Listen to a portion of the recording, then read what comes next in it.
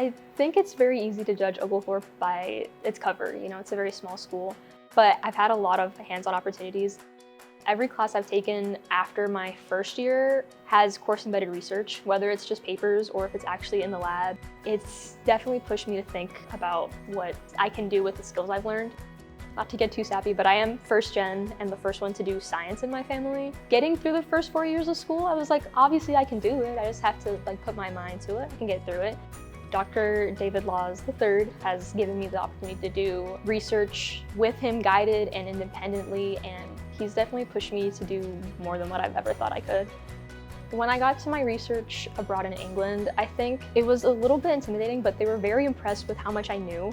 It was really refreshing to know that after my intro week that they could basically leave me alone in the lab. And I was like, wait, I do know what I'm doing in here. And I'm having a blast with this research, even though sometimes it wasn't going my way. Now as a senior, my confidence is pretty high. I have a really good foundation because of Oglethorpe, and I know when I go to graduate school that I'm going to be doing good because I've learned how to do so much here. There's some students I've met that they're in sciences, they're also first-gen students.